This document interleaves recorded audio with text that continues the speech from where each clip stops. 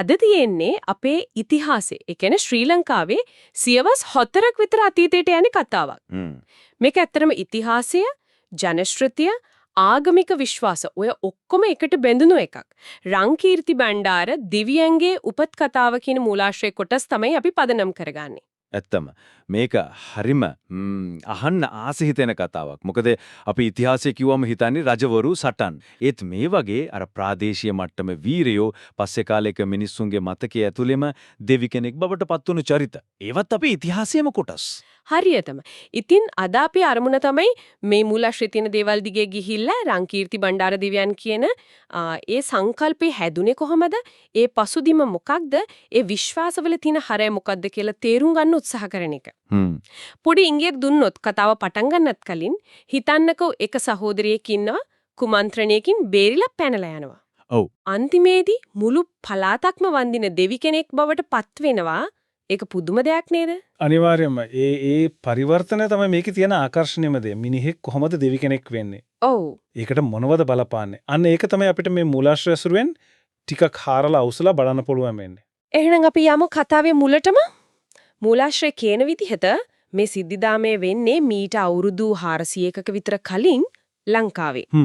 සියවස් 4ක් කියන්නේ සෑහෙන අතීතයක්. ඔව්. කතාවේ කේන්ද්‍රය වෙන්නේ බණ්ඩාර පරම්පරාවක සහෝදරයෝ 7 දෙනෙක්. අන්න ඒක වැදගත්. මොකද බණ්ඩාර කියන නම ලංකාවේ ඉතිහාසය ගත්තම විශේෂයෙන් උඩරට පැතිවල යම් ප්‍රභූතියක් බලයක් එක්ක සම්බන්ධයි නේද? ඔව්, එහෙම සම්බන්ධයක් තියෙනවා. ඉතින් මේ සහෝදරයෝ 7 දෙනාත් යම් සමාජ තලයක හිටපු අය වෙන්නේ නැති කියලා අපිට හිතන්න පුළුවන්. හැබැයි ඉතින් මේ තත්ත්වයේ හැම සතුටින් භුක්ති විඳින්න නම් ලැබිලා නැහැ වගේ. මොකක්ද කුමන්ත්‍රණයකින් මේ 7 දෙනාට කුමන්ත්‍රණයක්. ඒ ගැන විස්තර තියෙනවද? මොකක්ද වෙන්නේ කියලා? නෑ, ඒක තමයි කුමන්ත්‍රණය මොකක්ද කියලා හරියටම කියන්නේ නෑ. ඒත් ප්‍රතිඵලය දරුණුයි. ඒ කියන්නේ ඒ කාලේ හිටපු රජතුමා කෙලින්ම රාජපුරුෂයන්ට අණ මේ බණ්ඩාරවරු 7 දෙනාව මරලා දාන්න කියලා. අපෝ ඒ තරම් බරපතල වරදක්ද පැටවිලා තියන්නේ. ඔව් වගේ. ඒකෙන් පේනව වරදේ බරපතලකම වගේම ඒ කාලේ රජ අණ කොච්චර තදද කියන එකත්. අනිවාර්යයෙන්ම රජු කිව්වත් ඉතින් ඒක නීතිය.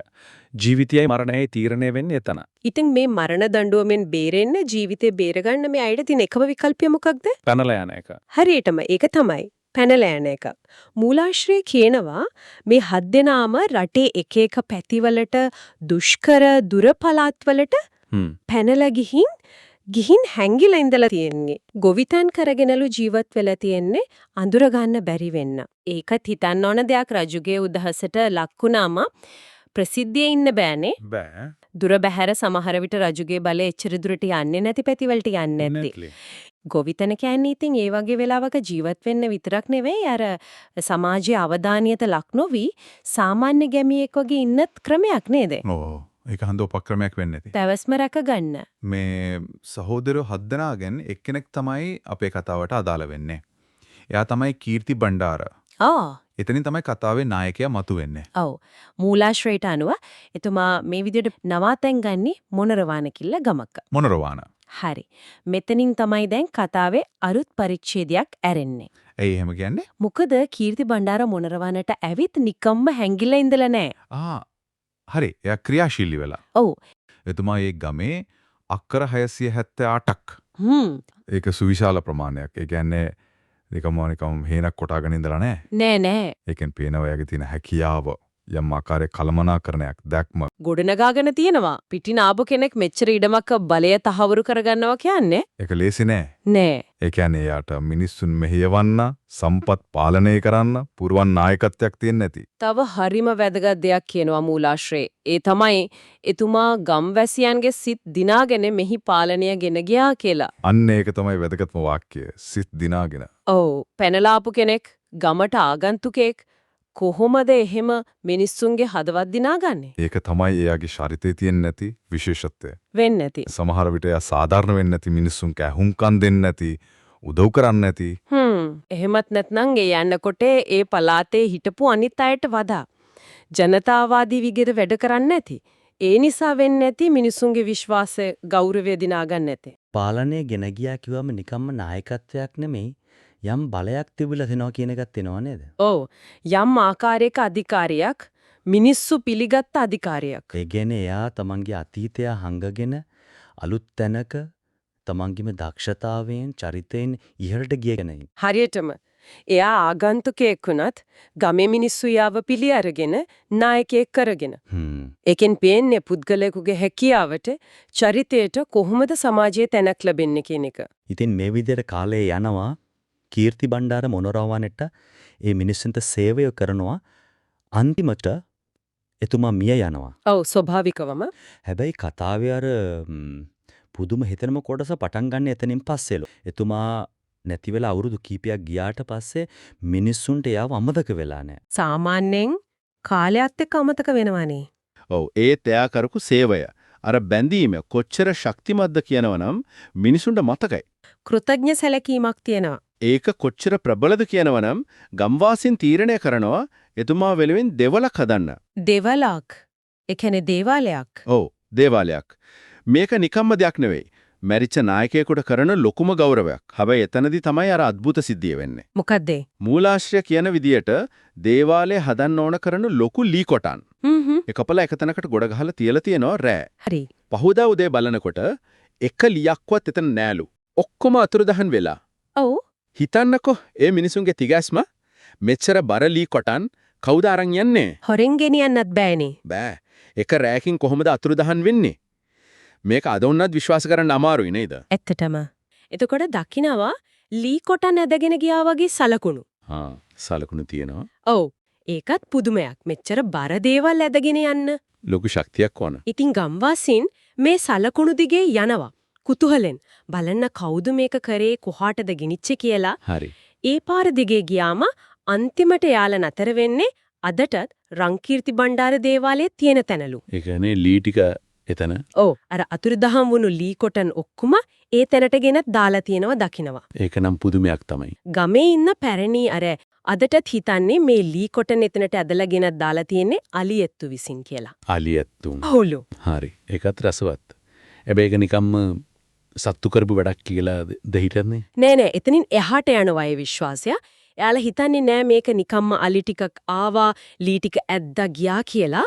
එයාලගේ විශ්වාසය තමයි මේක දෙවියන්ගේ වැඩක්. එයාම දේවාලය හදන්න ඕන නියමම තැන පූජනීයම තැන මෙතනයි කියලා අලියැත්තු මාර්ගෙන් පෙන්නපු ප්‍රාතිහාරයක් කියලා එයාලා හිතන්නේ.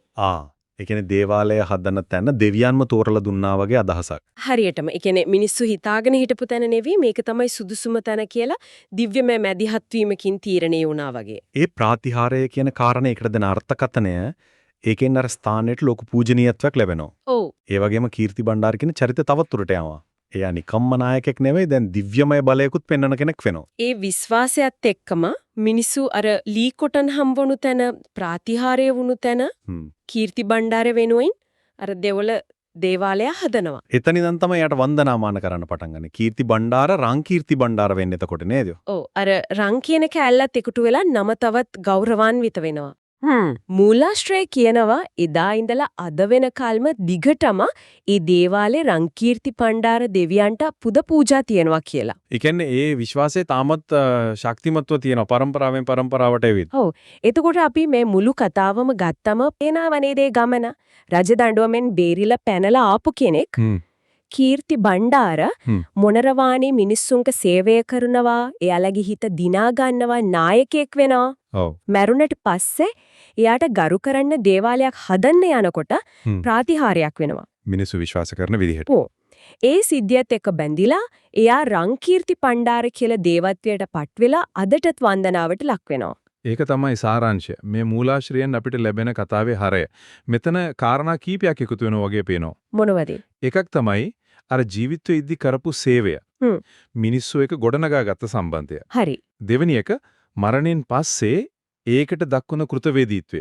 මිනිස්සු අමතක කරලා නැහැ. තුන්වෙනි එක තමයි අර ප්‍රාතිහාරයේ කියන සිද්ධිය. ඒක වටාගෙතුණු විශ්වාසය මේ ඔක්කොම එකට බැඳිලා තමයි අර දේවත්වයට පත්වීම කියන එක සිද්ධ වෙන්නේ. මේ වගේ කතා ඇහුවම මේ මූලාශ්‍රය දිහා බැලුවම හිතට එන දෙයක් තමයි මේ ඓතිහාසික චරිත එහෙම නැත්නම් සමාජයට ලොකු දෙයක් කරපු මිනිස්සු කොහොමද මේ විදිහට මිනිස්සුන්ගේ මතකය ඇතුලේ එහලගේ විශ්වාස පද්ධතිය ඇතුලේ ටිකින් ටික දෙවි කෙනෙක් බවට පත් වෙන්නේ.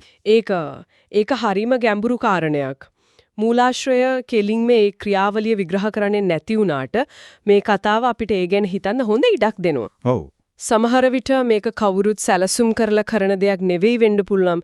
මිනිස්සුන්ගේ භක්තිය, එයාලගේ අවශ්‍යතා එක්ක කාලයත් එක්ක ඉබේම ගොඩනැගෙන දෙයක් වෙන්න ඇති. ස්වභාවිකවම. ඕ එහෙමත් නැත්නම් අර වගේ අසාමාන්‍ය සිදුවීම්, ප්‍රාතිහාර්ය කතා, ඒ වගේ දේවල් මේ ක්‍රියාවලිය වේගවත් කරනවා වෙන්නත් පුළුවන්. එහෙමත් නැත්නම් මේක වෙන විදිහට බලන්නත් පුළුවන් නේද? දැන් තමන්ගේ සමාජයට නායකත්වය දුන්න කෙනෙක්, යාළව ආරක්ෂා කරපු කෙනෙක්, උදව් කරපු කෙනෙක්. එයාට කෘතගුණ සලකන්න, එයාගේ මතකේ නැති වෙන්න නොදී තියාගන්න, එයාගේ ආදර්ශය හැමදාටම තියාගන්න මිනිසුම හදාගත්ත ප්‍රබල ක්‍රමයක් වෙන්න බැරිද මේ දේවත්වයටපත් කිරීම? අනිවාර්යයෙන්ම පුළුවන්. ඒකත් හරිම වැදගත්. ඒ වගේම අර දේවතා සංකල්පය හරහා ඒ ප්‍රජාවේ වටිනාකම්, ඉතිහාස කතා ඒවත් පරම්පරාවෙන් පරම්පරාවට යනවදනේ.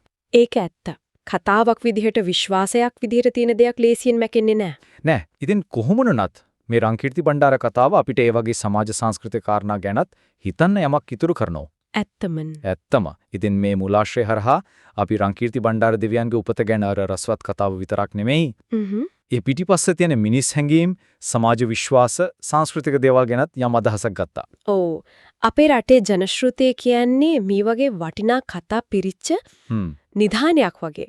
ඒක ඇත්ත. ඒ හැම කතාවක්ම අපේ අතීතය ගැන, අපේ අනන්‍යතාවය ගැන, අපේ මිනිස්සු ලෝකය දැකපු විදිහ ගැන මොන හරි කියනවා. එසේනම් රංකීර්ති බණ්ඩාර දෙවියන්ගේ උපත්